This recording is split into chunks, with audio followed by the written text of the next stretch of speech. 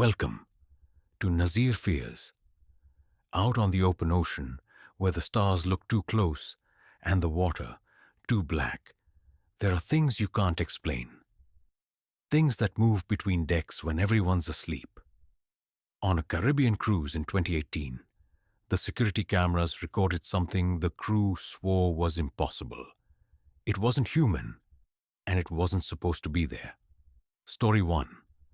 The passenger who never disembarked the SS Meridian, a luxury cruise liner sailing out of Miami, was on its 5th day at sea when passenger Ethan Morales, a 35-year-old computer technician from Houston, vanished without a trace. He'd boarded with his girlfriend, Laura Jenkins, for what was supposed to be a relaxing week. Sun, drinks, ocean breeze. But as the days passed, Ethan started noticing strange things. Doors opening on their own, flickering lights in the corridor outside cabin 732, and a cold smell, like seawater and iron, that never seemed to fade. On the night he disappeared, the ship's internal CCTV system caught something the crew still refuses to discuss publicly. At 2:41 a.m., camera footage from Deck 7 showed Ethan stepping out of his cabin. He looked restless, glancing over his shoulder several times. The hole was empty. Then a shadow passed across the wall behind him. Tall, wrong, moving like it was underwater. He turned sharply, but no one was there. He started walking toward the aft stairwell, passing 2 more cameras. The next 30 seconds of footage glitched into static. When it returned, Ethan was gone. But something else was in frame. A dark, humanoid shape standing where he'd been. Laura woke up around 3 a.m. and found the bed empty. She assumed he'd gone for a smoke. But when he didn't come back, she called the purser's desk. They paged him, searched the lounges, checked the bars. Nothing. At sunrise, the captain ordered a full sweep of the decks and the sea around them. No sign of a fall, no splash, no alarms. It was as if Ethan Morales had simply walked into thin air. Later that day, Head of Security Officer Daniel Reese reviewed the surveillance feeds. He'd worked cruise security for 12 years and thought he'd seen it all. Fights, thefts, even suicides. But this was different. The footage from Deck 7 showed something standing in the shadows behind Ethan, its shape flickering like interference. The cameras caught only fragments. A long arm gripping the railing. A hand pressing briefly against the glass window, fingers too long, dripping with seawater. Daniel froze the frame and zoomed in. There, barely visible, was a face. Pale, eyeless, stretched into a silent scream. He called the IT techs to verify the footage wasn't tampered with. The timestamp was clean. The signal came directly from the ship's cameras. At 2:44 a.m., the feed went dark for 4 seconds, then returned. Ethan was gone, and a wet handprint remained on the wall. By day 3, word had spread among the crew, whispered talk of a sea passenger.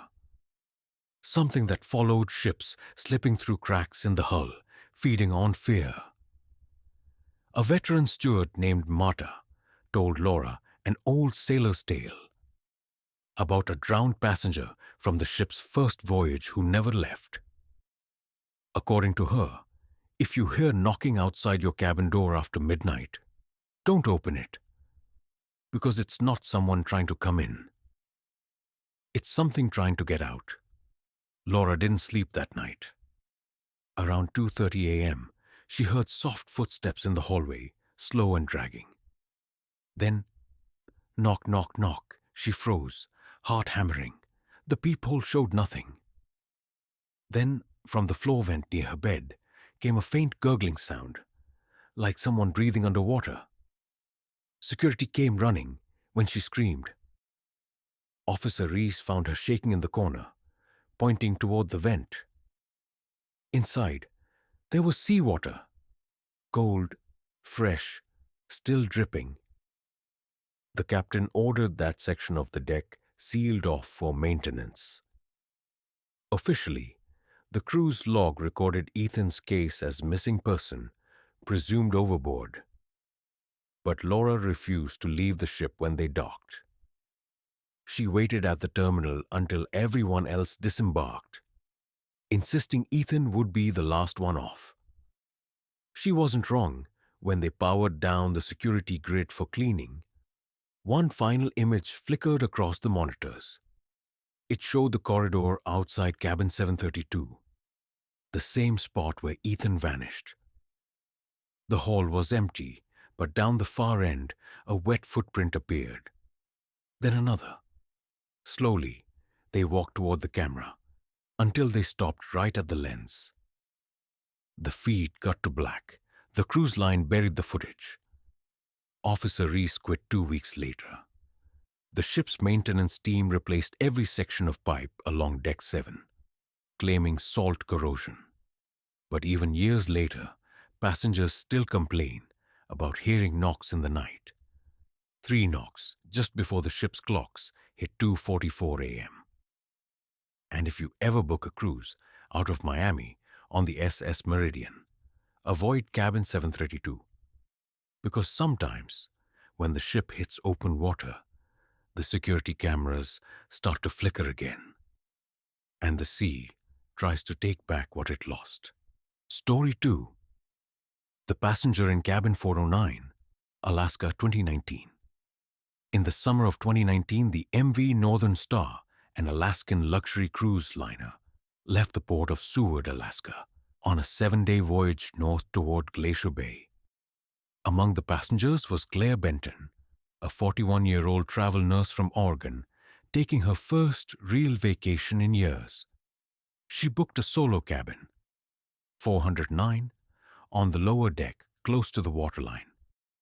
It was supposed to be peaceful, quiet, with a small circular window showing nothing but the calm gray ocean. But by the second night, Claire realized the room was anything but quiet. She heard knocking, slow, rhythmic, from somewhere behind the wall near her bed.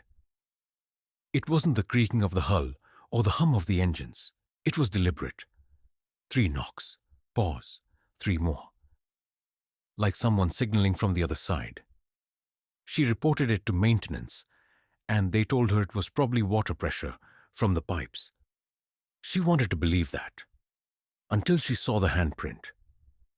The morning after the second night, a single wet handprint appeared on the inside of her cabin window.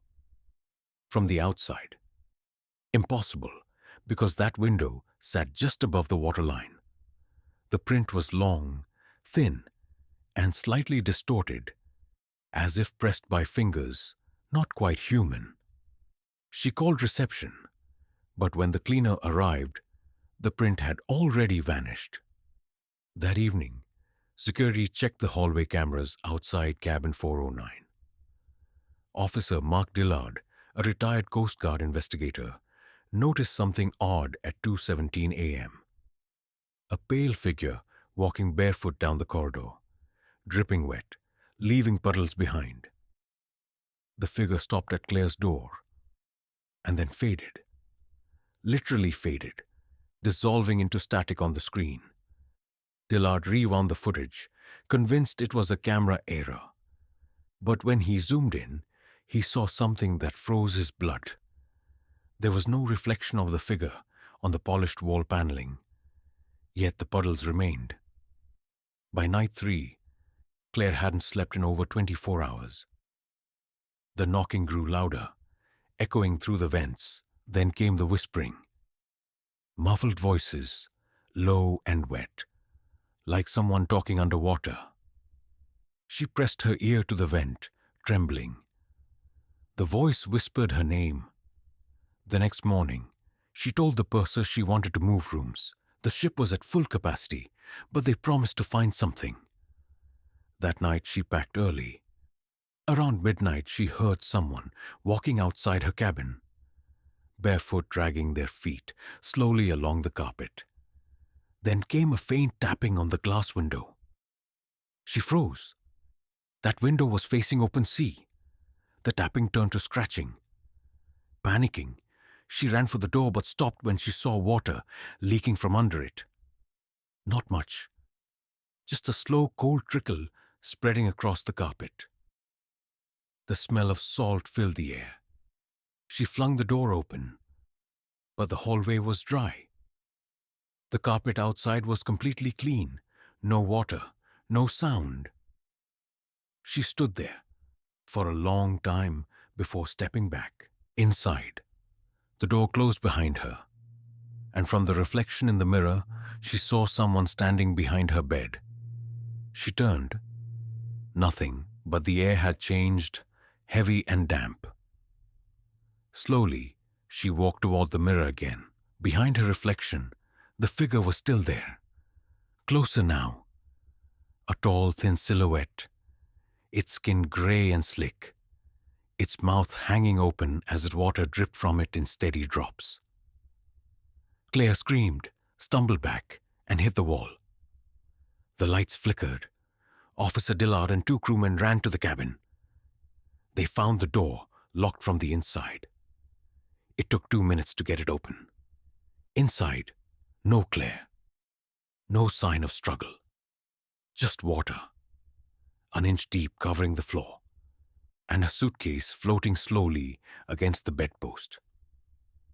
The window was sealed from the inside, undamaged. The vent dripped with seawater. The captain ordered the area sealed, citing plumbing malfunction. But Dillard wasn't convinced. He went to review the corridor footage again. The timestamp showed him and the crew breaking into the room. But 5 seconds before that, the camera captured a shadowy figure stepping out of cabin 409. It stopped at the end of the hall, turned toward the camera, and tilted its head. The footage cut out. When they reached port in Juneau, the official report said Claire Benton fell overboard under unknown circumstances. But the other passengers knew better. Word spread quickly. No one stayed on deck for the next trip, and cabin 409 was sealed permanently, marked maintenance access only.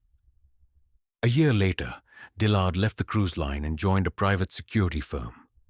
But every so often, he still receives an email from old colleagues on board the Northern Star. Blurry screenshots of security feeds showing a wet, pale figure walking the lower halls. One message, sent in the middle of the night, said only 3 words. She's still knocking. So if you ever take a cruise along the Alaskan coast and you hear a soft knock from behind your cabin wall after midnight, don't answer. Some passengers never really leave the ship. Story 3. The Drowned Crewman, Florida Keys 2020. In the spring of 2020, the Coral Voyager, a mid-sized cruise liner operating off the Florida Keys, was preparing for what should have been a normal 5-day trip. But from the moment they left port, something about this voyage felt wrong. Jake Hollis, a 27-year-old maintenance worker from Tampa, had been assigned to Deck B, the lower mechanical section of the ship.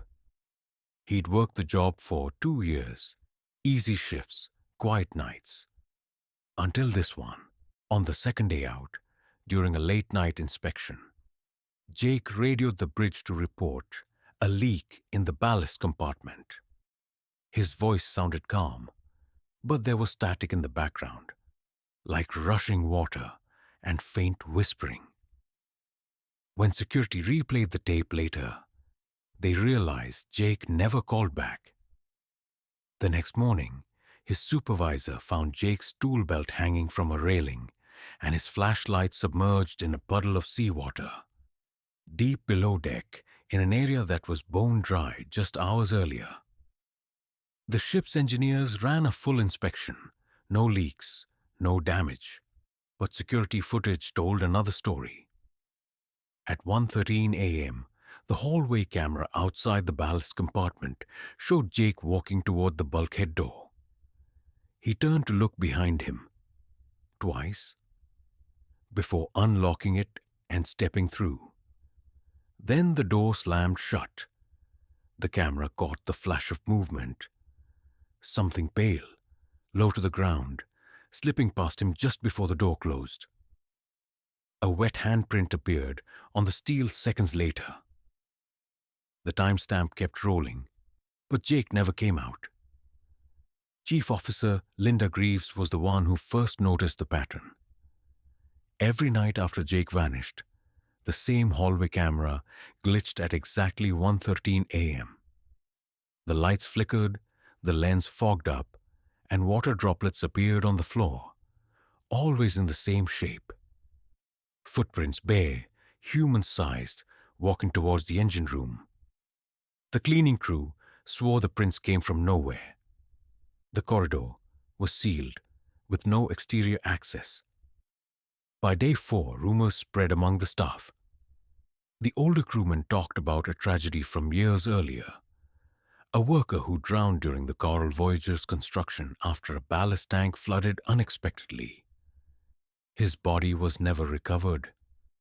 Some said his spirit was bound to the ship. Others said the sea took him, and now he was trying to drag someone else below to replace him.